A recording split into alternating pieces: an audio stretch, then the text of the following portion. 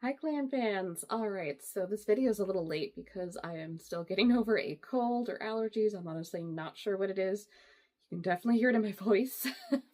So I'm going to do my best to just summarize everything as much as possible in the shortest amount of time that I can, because it is still really hard to talk and I do not want you guys to sit through a whole 30-minute video of this. So yes, let us talk about Outlander Season 8, Episode 2, called Prophecies. So in this episode, we actually dealt with a tragedy that occurred on Fraser's Ridge, which people will know from the books if they've read them. Amy McCollum, also known as Amy Lindsay at this point, so she is out berry picking with some of the ladies, and unfortunately a bear comes out of nowhere, which I've read that this is not very characteristic of a black bear, so I don't know why this was a thing, but I guess we just wanted some drama. I don't know. Yes, unfortunately, Amy is a victim to a bear attack, and they try to get her over to Claire as soon as they possibly can, but unfortunately she has already lost a lot of blood, and she might be internally bleeding. And to me, it looked like maybe like one of her arteries had been sliced, so that might also be what happened. They never really explained that, but yeah, it's not looking good. She's at least able to say goodbye to her family before she passes, but yeah, it's just a really sad scene because she was finally happy. She actually found her husband not that long ago, and she got to watch her boys grow, and of course, I'm sure we all would have wanted to like see her continue to be happy on the ridge, but alas, she has passed, and it's a really sad scene. Brianna is also feeling some guilt over this because she did have the rifle with her, and she did try to shoot the bear, which I thought she had gotten it, but then later they mentioned they're going on to hunt the bear, so I guess she tried but missed. She maybe just scared it off, I'm guessing. But yeah, at that point they go to hunt the bear, and interestingly, Captain Cunningham, he has gotten the bear before anybody has had a chance to even hunt it. So I don't know what the point of that was exactly, other than to show Cunningham is really like steps ahead of everybody, because they still don't entirely trust him. So yeah, I don't know. I thought one of the boys was going to get to hunt the bear, and that was going to be like a rite of passage of avenging his mother, but no, Cunningham did it for him. And yeah, he's an interesting character, I will say, because he seems to be on board with what Jamie has going on with the Ridge, because they actually have a meeting later in the episode. And it's interesting because it's the idea of having like Freemasons there, which basically means like you're not gonna bring your politics into it, I guess, is the idea. But he seems to be at peace with not fighting the war at this point, not fighting for the British or anything like that. But we still don't quite know what his loyalty is. He still could like be on the side of the British. We just don't quite know the story. We know that he's lost his wife and that he lost his son, and apparently his son told him before he passed that he'll see his father again in 7 years, and that was 2 years prior when he got that message. So we presume he has 5 years left, which means he's most likely not going to die during the war. So it's hard to say what they're going to do with his character. I don't know if his story arc has finished in the books or not. I don't know. I only know a handful of things throughout the books, but yeah, he's definitely a character to keep an eye on. One character that actually wants him dead is a certain Mr. Cleveland who shows up at Fraser's Ridge, and oh my god, I already hate him. I just, the disrespect he gave Claire. I don't like it when they do that to her. She is the lady of the house, and how dare you not answer who you are when you are coming to her home? Like, who do you think you are, sir? Yeah, he's more interested in talking to Jamie and getting him to join his group, which he is forming a group along with a few other men, basically to hunt down the loyalists. And we actually saw in the first episode that 2 men had been hanged and they were branded as loyalists. Jamie doesn't like that he did that on his land, especially, but he also wants no part in this with Cleveland. But I get the feeling Cleveland is going to be a big threat this season because he seems to have no boundaries on anything. And if he wants Cunningham dead, I get the feeling he's going to try to do the job himself. So, there's always an antagonist just right there, you know? Another character that actually surprised me this episode was Mrs. Cunningham. So, we met her in not the best circumstances in the first episode where she was being very rude to Mandy because, again, Mandy's new to this century. She doesn't understand things, and she's a child. A literal child. Like, what do you expect? Anyway, she actually comes to help Claire clean up Amy's body and prepare it for the funeral. And she's actually very kind about it.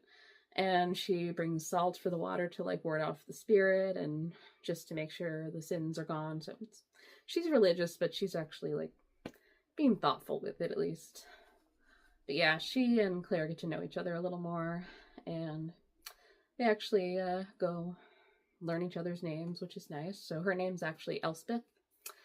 And it'll be interesting to see how much more she has to do with the residents of the Ridge. Interestingly, we haven't seen her with, like, her son.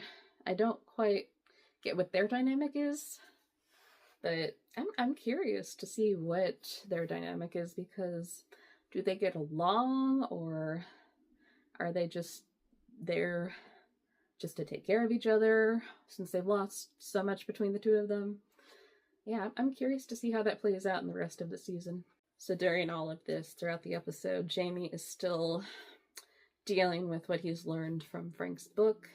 He still believes that he's going to die in the battle, and he hasn't told Roger that. He's mentioned that his name is in the book, but he didn't say in what context. So Roger just thinks, oh, maybe it could be any James Fraser. There's a lot of people with that name. But then he thinks maybe he is the one in the book, since they kind of are starting to put some stuff together. But Jamie is just starting to, like, really feel the gravity of this revelation. Like, oh my gosh, I'm probably going to die in like a year. And it's bothering him. And interestingly, we still hear Frank Randall's voice. I still feel like Jamie's hearing Randall's voice, but it's supposed to be as Frank, so it's a little confusing there, but I think that's how it's supposed to be playing out. But yeah, it's like this voice is haunting him, and at the end of the episode, he wants Claire and they make love, but afterwards, he just feels like this terrible feeling that something's going to happen to himself, and who's going to be there for Claire when he's gone. And we've seen in the trailer, like, he tells her, like, you should go back home once I'm dead, and she says, no, this is my home. So, yeah, it'll be interesting once we get to that conversation with them. We also got the wonderful, wonderful moment with Rachel giving birth to a healthy baby boy, and Ian finally gets to see his baby being born and hold him, and it's so sweet. But yes, that was such a nice moment, and he actually talks to Jamie afterwards, and he asks, like, you've been like a second father to me, do you have any advice? And Jamie says, I didn't really get to be there to raise a bairn, but, like, once you become a father, like, you'll know what to do. And he actually gets to watch his child grow up, which is really sweet. I loved that moment between them. And yeah, we know that they've always had that dynamic of kind of like a father and son. And especially now that Ian Sr. isn't around anymore, I think that bond has grown even stronger. We actually do get to see William go to Henry and Mercy's wedding, which I'm actually surprised we got to see it. I was very curious what happened to them, because we hadn't really heard much about them since the middle of 7 Part 2. We knew that they were in love and they wanted to be married, but I thought that's where their story was going to end. But I'm glad we got to see that, actually. And Denzel is there, but he says nothing in this episode. Like, wait, aren't you supposed to be like an important plot point here? Or I don't know what's going on. I have a theory. I will get to that in a minute. But anyway, William, even though he attends and he's happy for his cousin getting married, he does have to break the news that his brother has passed. And he promises Henry, like, I'm going to find out everything that I possibly can to bring closure to you. So that is what he does. He actually goes to the camp where Ben was being held, and he tries to find out as much as he can, like where their belongings that he left behind, where is he buried. So after trying to make peace at his grave, and then he goes to get the belongings, he learns from one of the men that was there when Ben was sick.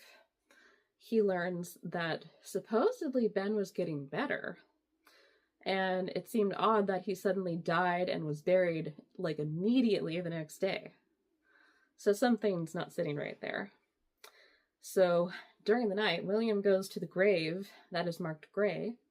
He digs up a body, but I am 99.9% sure it is not Ben. It looks like a different man entirely, which was a little creepy. But anyway. So William's relieved. So it seems like there is an odd conspiracy going on here. So does this mean Ben is still alive and being held somewhere else as information? Or for information? Or, like, what would they want to keep him for other than to... I do have a theory, though. So the wife and child that showed up are a man. I'm not going to say her name right. It's a very interesting name. Anyway, the Lady Grey that showed up with the child, are they possibly not his wife and child? Is she perhaps either a spy or she was paid by the Americans to spy on the Grey household? Why? They might be able to find out a lot of information about British tactics for the war. So, that is a theory that I have. I get the feeling that there will be a theory about this. I just haven't heard anything yet. But yeah, I thought that was interesting. I was surprised that Ben actually wasn't buried in that grave. But yeah, it'll be interesting to see where they go with that storyline. Yeah, that pretty much sums up the whole episode. It was actually a really good episode, directed by our very own Claire Fraser, Katrina Balfe, which was so amazing to see all the behind-the-scene photos of her, and it was just so cool. Usually you just see her in her Claire getup, but this time she was in her director's hat, which is so awesome. I'm glad she got to do that before the show ended, and she did a great job. I thought the episode was really good. One scene that I liked the most, especially, was when Claire goes to talk to the bees, and she tells them about Amy, and she says, like, she had found joy and happiness, that even though she's gone, like, her flowers continue to grow. And I thought that was a nice way of saying, like, she will forever be remembered, her lineage will continue through her children, and it was a beautiful message. And it'll be interesting to see how many more conversations Claire has with the bees, because, unfortunately, there might be another conversation or two this season, so brace yourselves and grab your tissues. Something I wanted to correct, so I believe I called the man at the beginning of episode 1 Velasquez. I have checked and it actually is Vasquez, so I apologize for that. I don't know why I heard the wrong name. It's a lot to take in sometimes. Also, I didn't talk about Buck. I'm so sorry. We did not hear mention of him in the first episode, so that was a little odd. And since we actually have learned in episode 2 that he actually stayed behind in 1739, Roger explains this to Jamie. And we don't know why he decided to stay, other than he maybe just didn't seem like he wanted to go back to a time that he was maybe ashamed of who he was. That's a theory, I guess. I don't know what he's going to do in 1739, but we'll find out. Maybe they'll talk about it some more. But yeah, I just wanted to jump in and bring those two topics up. Thank you. I also forgot to mention in episode 1 how Jamie and Claire had a beautiful scene right by the window reminiscing about. So this was actually back in season 1 when Claire told Jamie that she loved him for the first time, and they believed that that was when they conceived Faith. And it was just such a beautiful scene because not just the reminiscing, but just how strong those feelings still are between them. And it was just a gorgeously filmed scene. That was episode 2, and tell me what you all thought. What are your theories? Like, what is going on with Ben? Also, can I just say Henry and Mercy's wedding was really beautiful. I'm glad that they showed that. And yeah, I'm excited to see what happens with all of our characters. The theory about Denzel, I didn't get to that. So I get the feeling William might enlist Denzel to help him find out what happened to Ben. And it would make sense because he is a doctor. So who better than to ask for help than a doctor? So that's my theory. That might be why they showed him. I do wish he had said something. It just seemed weird that he was just there, but I think he will be important this season. But yeah, I'm looking forward to it. And before I go, I wanted to show you guys some progress. So this is a bodice I'm working on. This is actually based on season 5, Brianna's teal bodice, which I love that costume. I've attempted it before, but I never found the right fabric and the color was not matching at all. So I'm much happier with this so far. And I cannot wait to show you guys when it is done. But yes, so much to look forward to.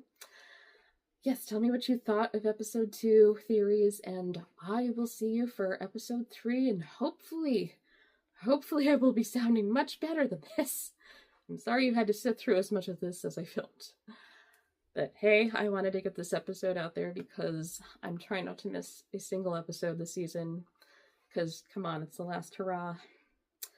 Yes, I will see you all soon, and hope you are all feeling well and getting through this winter. We're almost at spring. Almost there. All right, guys. Have a good day. See you soon. Bye.